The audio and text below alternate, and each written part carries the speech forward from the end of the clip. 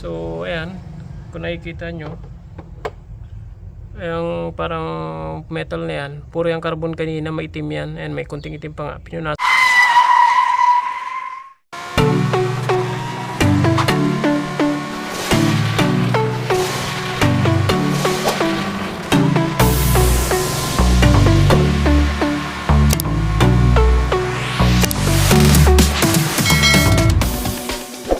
Ko lang, madumi siya.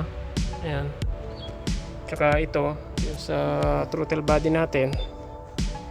Ayan, kita nyo ba? Ayan o. So, madumi na siya. Baka yan yung nagkukus nung hindi normal na RPM natin. Ayan. So, yun sa taas din. Ayan, sa baba, sa taas. Tapos dito okay lang. Pero linisan natin yan. Tsaka yung napansin ko, pa-comment naman down below kung normal ba to, na parang napapansin ko is hindi siya nakasara ng maayos. Eh no, kita nyo yan, parang hindi siya naka-align doon sa guhit. Tapos ito, napansin ko, ito may ganito, normal ba to, na parang may epoxy sa loob. Ayan. Ayan. Kasi itong sasakyan na to is binili ko naman to siya second hand, pero bago pa lang to sa kanya, mga around let's say 6 months pa lang sa may-ari nung binili ko. Ayan, kaya tinanong ko kung normal ba yan. Ayan. So ngayon ko lang naisipan kasi linisan tong throttle body kasi nga hindi nagno-normal yung idle niya. Bali sa umaga pag ini-start mo, taas ng idle niya, yung RPM niya is nasa 1.5 nag-start, 1.6, then mag-stay siya sa 1,000, then dahan-dahan na siya bumababa. Ayan. So, linisan na natin. Okay?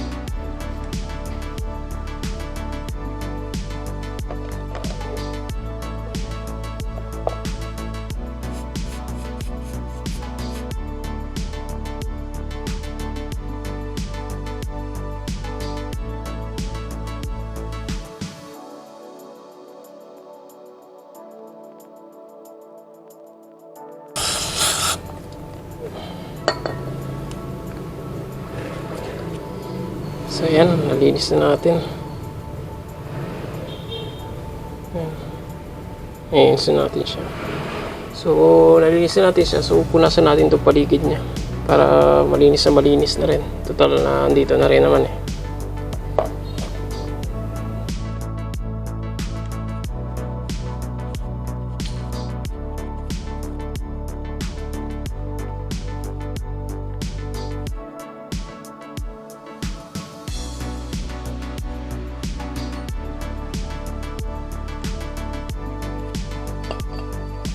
Ayun na.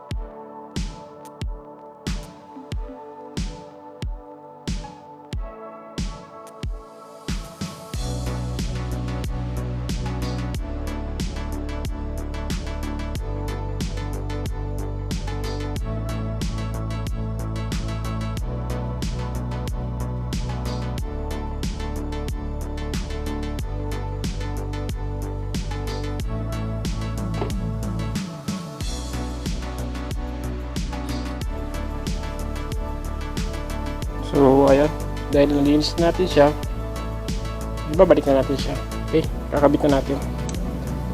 Yeah. Ito yung air map. Ito yung map sensor natin. Tapos throttle body natin. Okay. So ilagay na natin itong map sensor. Ayan.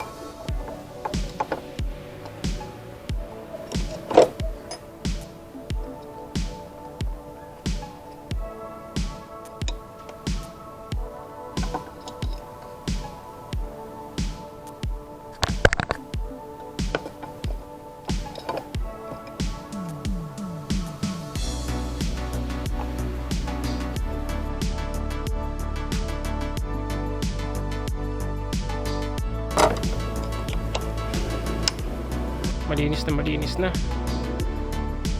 Ayan. So wala na yung itim-itim dyan, yung carbon. Ayan. Wala na. So ayos na. So balik na natin.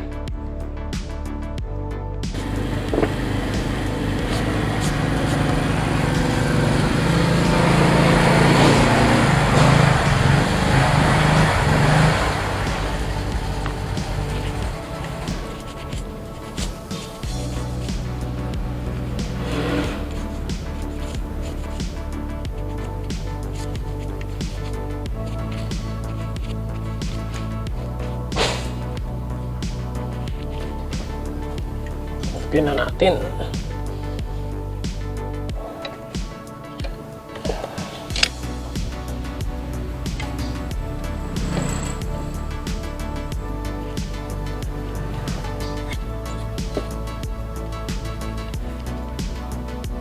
Ayan.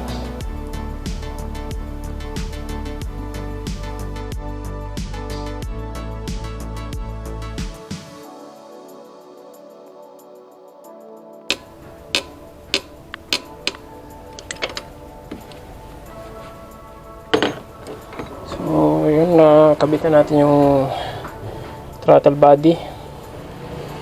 So, next na ilalagay natin is yung hose nya. Yeah, ito na sunod nilalagay natin. Okay, punasan natin.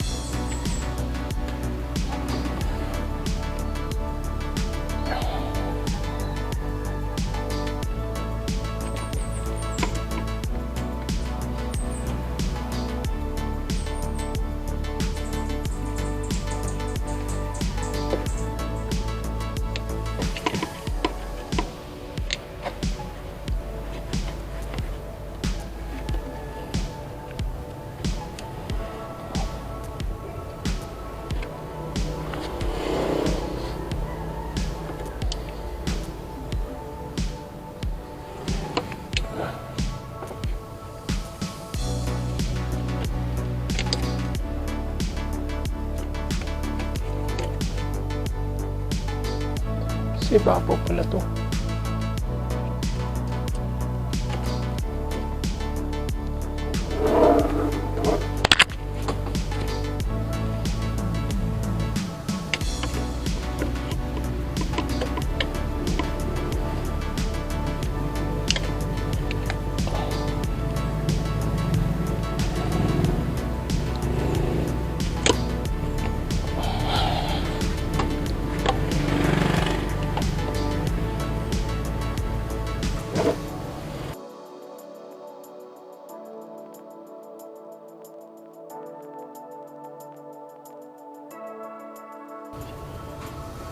So ayan, nabalik na natin lahat. So double check na lang natin, baka meron tayong hindi naikabit. Okay, sensor, okay, naikabit na. Yung mga bolt naigpitan na. Yung mga hose connected na. Ayan. So yun dito, yung connection dito nailagay na. Ayan. So wala na tayong nakalimutan. So gagawin natin is start na natin siya. Obserbahan na natin kung ano na yung ano niya. Ano na yung condition niya ng idle natin. Okay. So balik na natin tong cover.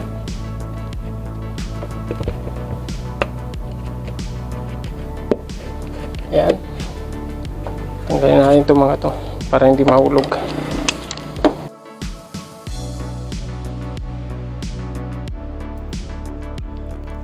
So ayun mga ka-trippings, nalinisan na natin itong map sensor at yung throttle body. Naibalik na natin lahat sa dati and nalinisan na rin natin ng kaunti. Ayan, so start na natin. So yun, start na natin. tingnan natin kung may pagbabago sa RPM niya sa idle. Okay, start na natin.